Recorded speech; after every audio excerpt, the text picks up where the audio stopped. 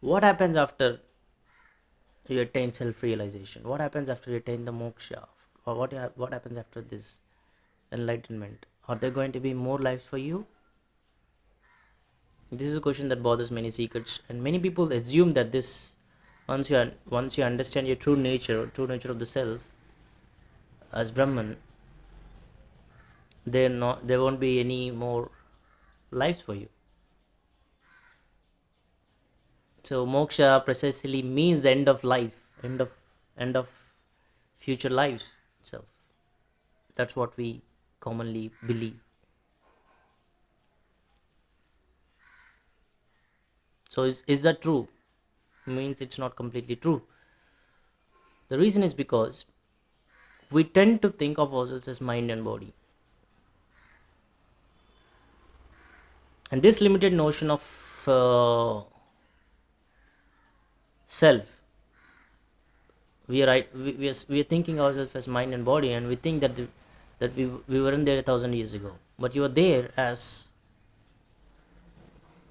the awareness, the I am.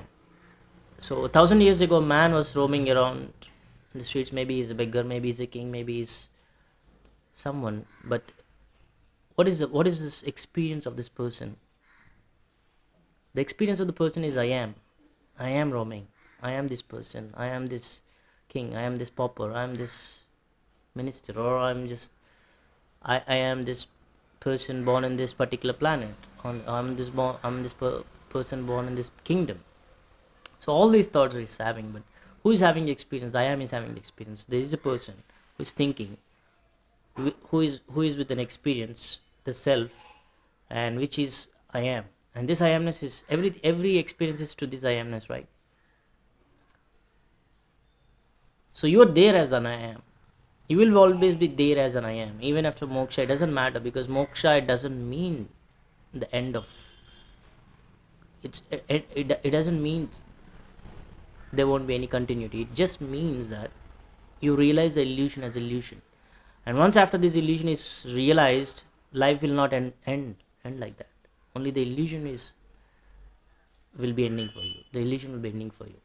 That's all there is to.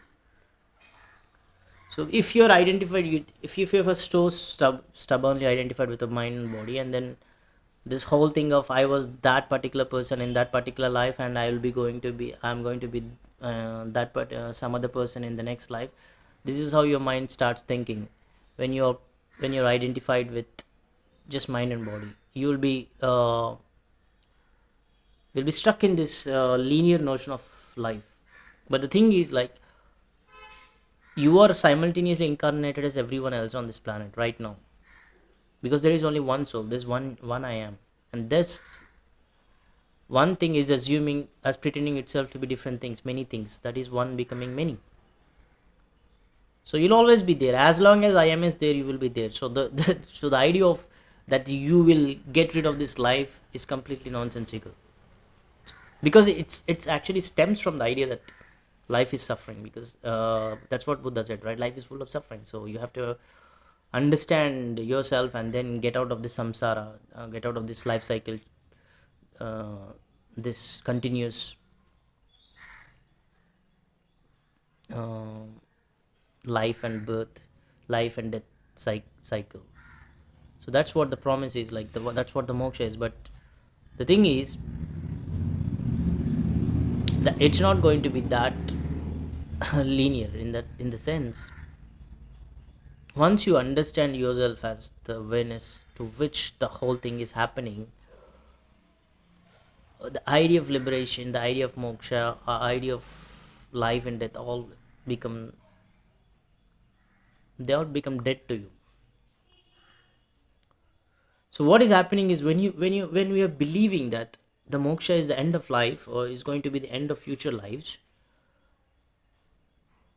you are actually taking life as you're taking life very seriously, in the sense that you are attached this implanted idea, attached to this implanted idea that life is full of suffering.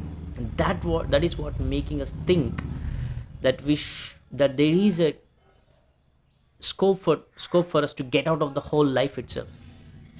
But that's not true, because Buddha lied to you when he said life is full of suffering, because that's not what a 5-year-old person would agree with.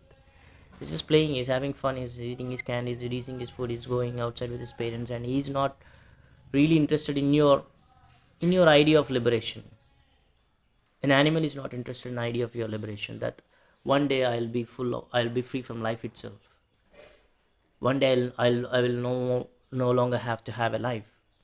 And that is very good thing, because that's not how an innocent person, that's not how a 5-year-old thing, that's not how any animal thinks, that's how a conditioned mind thinks. Because we're conditioned to believe that this is the life, we're suffering because of life itself. No, we're suffering because of our ignorance. We're suffering because we have too many ideas about what reality should be like. We are here and then we're thinking about 10 years ahead. That is the cause of our suffering. It's not, life itself is not suffering.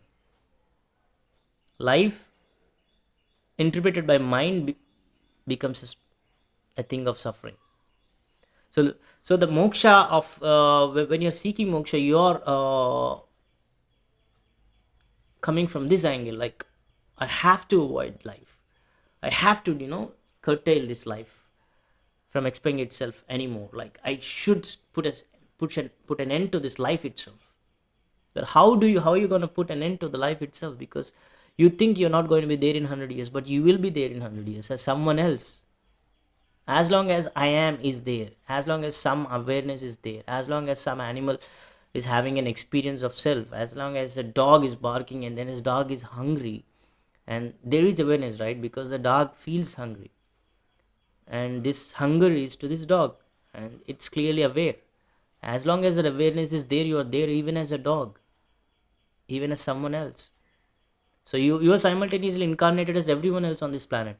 See, because the experience, the mind, the thoughts, all these things have to exist to someone. And who does this exist to the I am, right? This is my body, I'm having an experience of the body, this body I'm born with, and this body cannot recognize itself, this body cannot know itself. This I am awareness is knowing the body, the thought is being known to this I am, to this awareness. So as long as this I am is there, you're already there. So how can you escape this? How can you prevent this? How can you prevent this from happening? You cannot prevent life from happening. So if you're seeing yourself as this mind and body, then you will want to end this, and you'll hope one day there will be an end to all of this, but there is no end to this.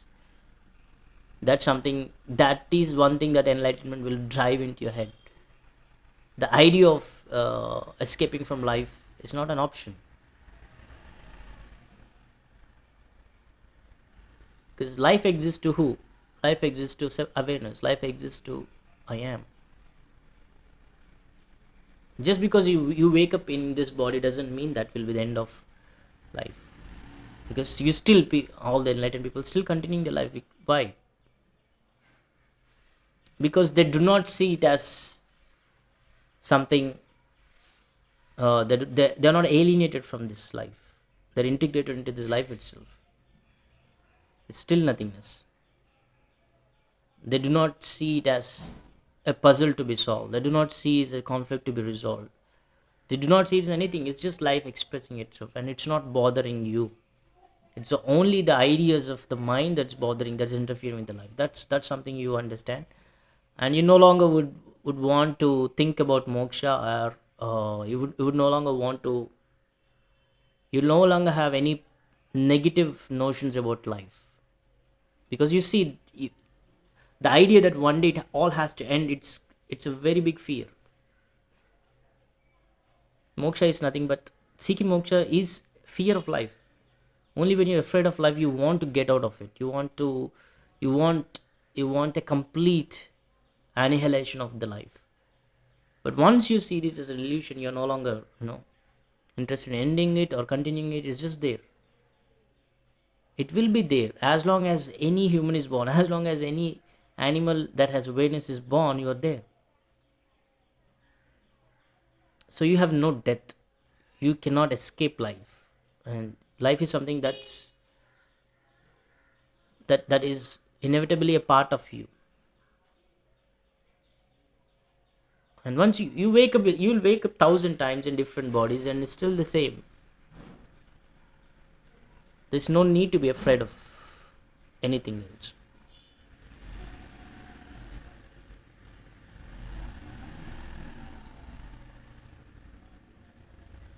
There's no need to worry about moksha. There's no need to worry about your future lives. It's because it's just fear.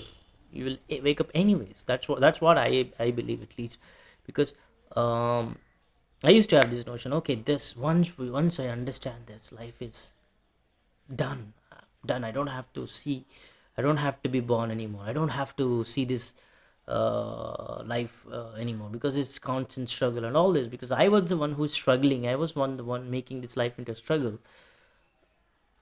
But once I understand, it's a joke. It's a blissful thing. Life is not something that you have to, it's not, it doesn't say anything to you,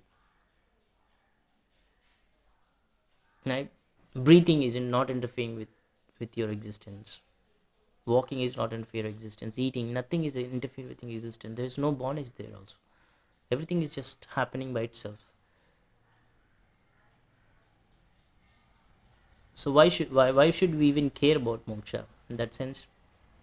Because even if you get enlightened, you'll always be there. There will always be life, and as long as their life is, you're there. Like I said, they're not. Life is not happening to one thing, and that thing is awareness, and that thing is you. Since your awareness, you are everything that already ever existed. You are everything that is going to ever exist. So even when Buddha said that, I will not, I'm paraphrasing him here, I will not rest until all the souls on this planet or in this universe are awakened. That's complete bullshit. So that's something someone else made it up. Buddha wouldn't say that. Buddha, when you wake up to Buddhahood, you just see its knowledge.